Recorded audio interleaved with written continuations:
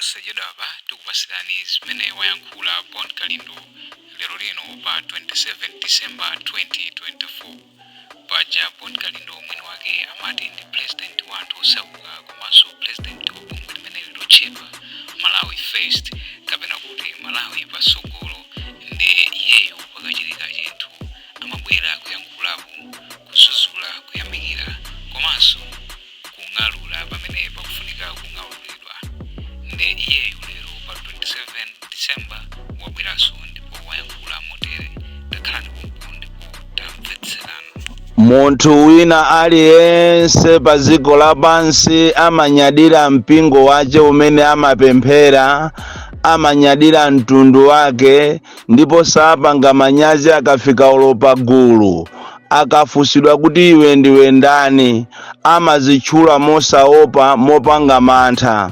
Mwachisanzo, ine ndine Bon Kalindo, the DC, president wa anthu osauka oyamba muno Malawi.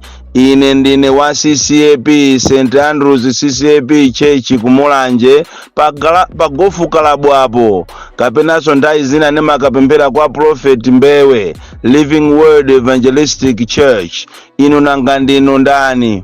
Muzakampeza munthu akulephera kulankhula zimenezo pagulu, muziwe kuti munthu yo ndi wa fake, munthu yo ndi otumidwa.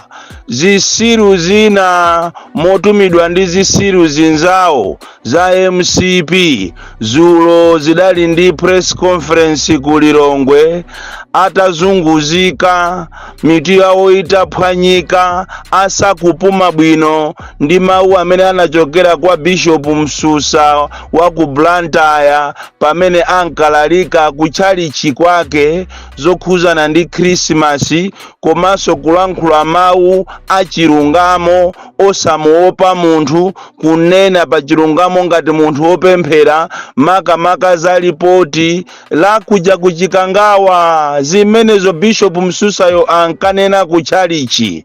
Ndipo anthu ena amene amamudyera ndalama chakwera, amene akumunamiza chakwerayo, kumamuuza kuti bwana zinthu zili bwino, anthu Malawi muno akukufunani, anasonkhanisana mwa emergency, ndikukambirana, ndikutenga mahule, ndikutenga anthu ojiya, ndikutenga anthu onyazisa mipingo ya anzawo, kuvalavala majihabu, kumakanena ngati ndiwo asilamu, kumakanena ngati ndiwo mabishop ochokera mipingo yosiyanasiyana, ena ayiwo wa Assemblies of God okuti anasiyaso anachosedwa mipingo chifukwa chopereka mimba, ndikutengana ulendo ku Lilongwe kumakapangisa press conference ati yolimbana ni munthu wa Mulungu amene walankhula chilungamo, kumuzuzula Bishop Msusa.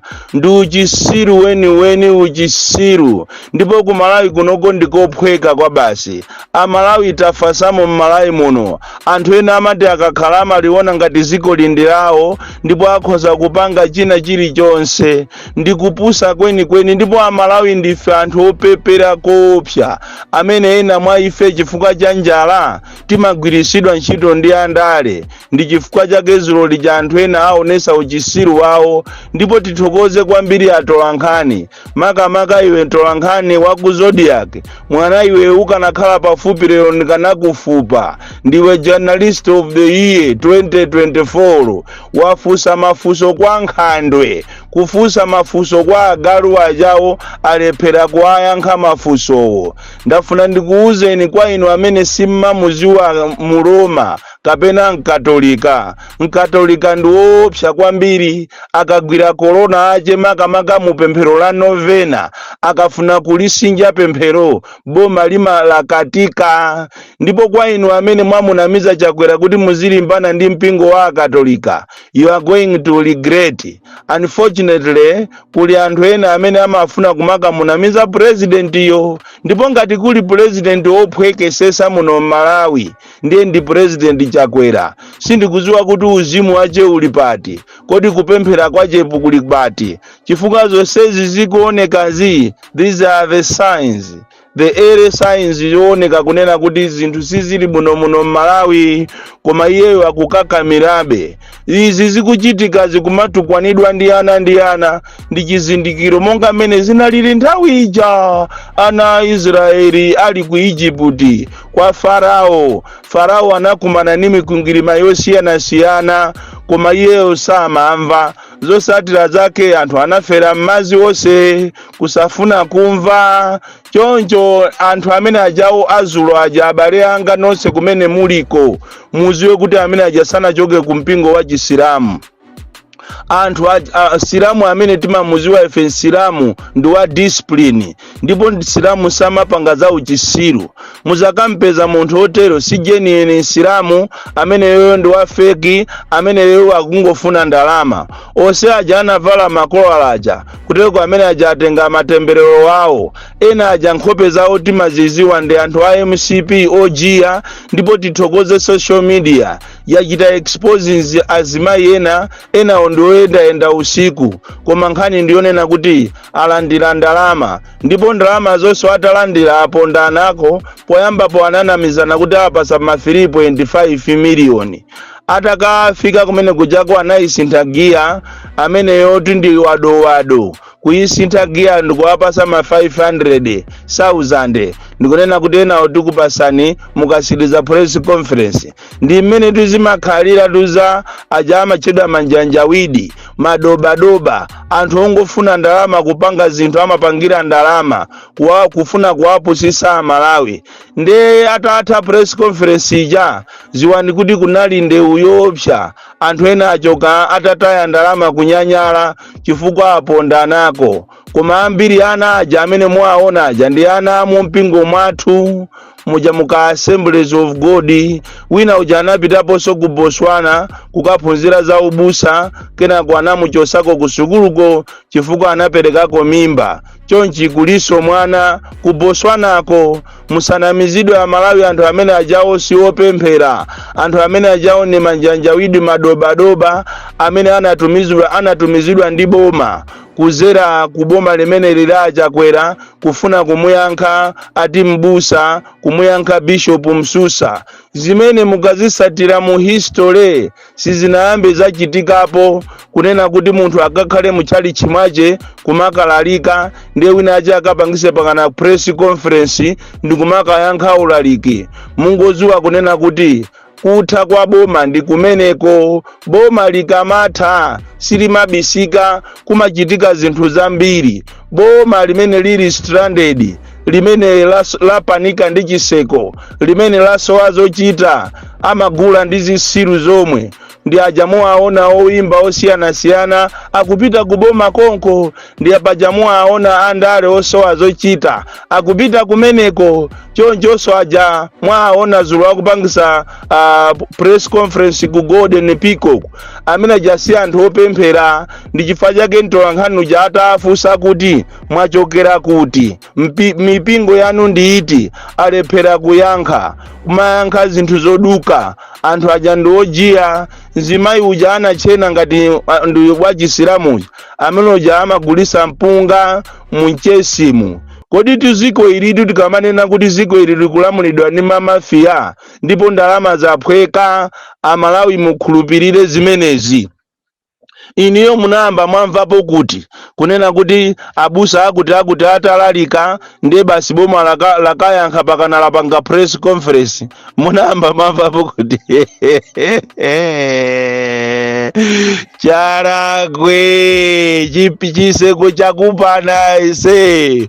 Ukanakhala wina wanzeru ukanangochita resign, mukanakhala ena anzeru mukanachita give up. Olo munkhonya mmene olo Mike Tyson akamumbuzidwa pamphuno akaona kuti chibagira ichichi olo mwana uja chiremba akaumbuzidwa, amachita salenda, amataya tawero nkati muja. This is the right hour imene inu mukanatayira tawero kuwaonesa Malawi kuti zinthu zakuvutani. Taona ndi mmene Mulungu wakupolamirirani.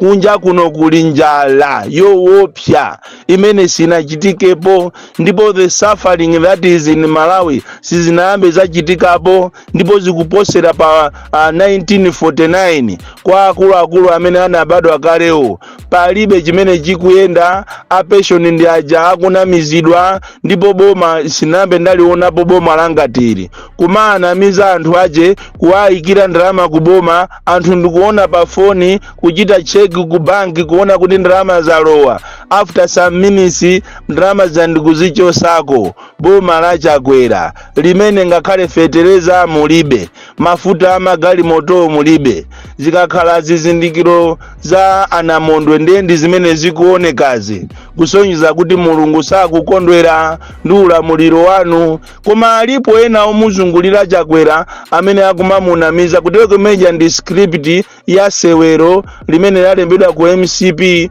awose aja amapanga drama monga mmene tinapangira ife nthaija ya Cyclone Freddy ndi Michael Usi. Tikufuna ndalama zokuti tiyathandizire anthu kutereko zimeja chimozimozi zati kuferanji zapangika zulo pa Golden Peacock, munthu kukalalika kuchali chikwache kulimbika federal, anthu ena ndikukayankha, wina waboma ndikumakayankha ulaliki. Mungoziwa kunena kuti nthawi yokutha yasala pang'ono, ena waenda posachedwa pompano avula.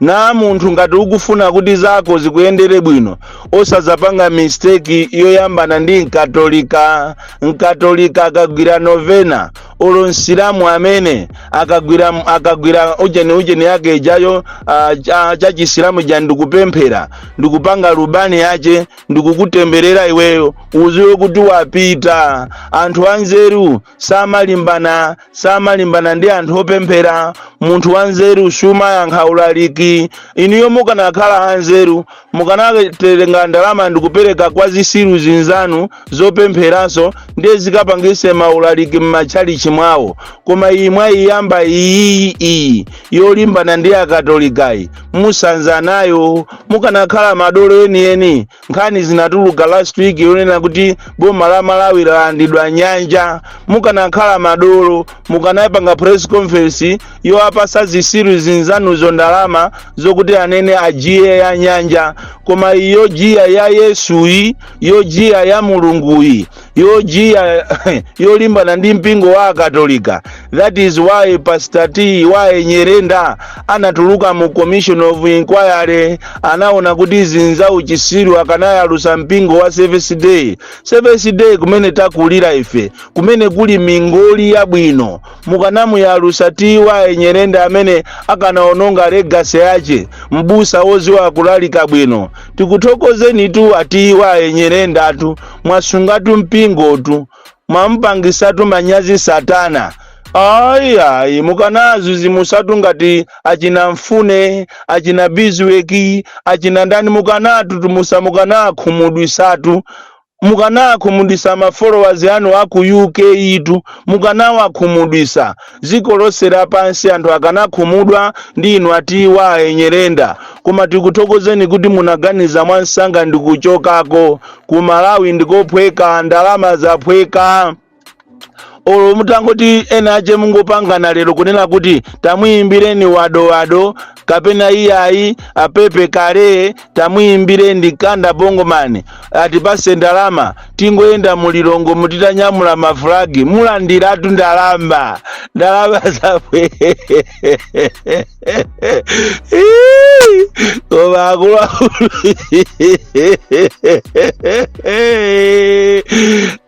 Bishop Msusa, malangizo wanga kwa inu Msusa, chonde mwauzeni ma followers yanu musamala ndide alendo saziwika bwino. Chifukwa boma lipafika iwopa they are ready to kill.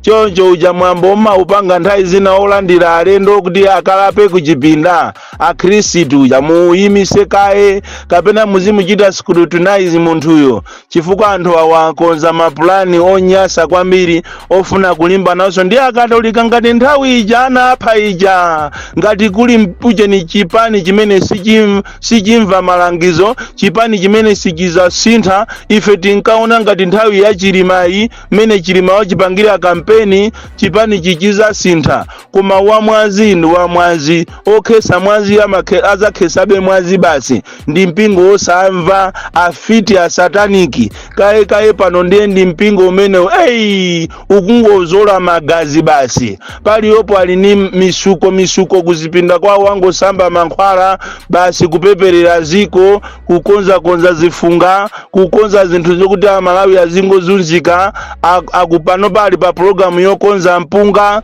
yochita create chimanga azizachiyalandirisa chimanga cho anthu azizafaso nacho azizadwala nacho ndi mmene zililitu chonde ndikupempheni akatolika konse kumene mulimbikiseni Bishop Msusa ndipo ngati ili programu yomangidwa amene yotu pamene muzammanga ineso zanthandizeni ndikaunyolo kanga ineso ndilirede koma zonena kuti muziopseza anthu muno Malawi imene ndiyosagwira ndipo ngati muti mummange Msusayo ndetu muti manga ambiritu chifukwa ifetu ndiye nafe ambiri fe mukunyasidwa nafetu mukutinyasa tikamamva mayina anu afiti inu chonde akatolika osalola mphaso ina aliyonse yochokera kuboma olo kuchipani cha MCP olo kwa munthu osamuziwa paja mmaziwa akatolika palika programu nganu mmalandira alendo ku nyumba ya mfumu chonde musalole zimene zozo akukonzerani kabomba kanu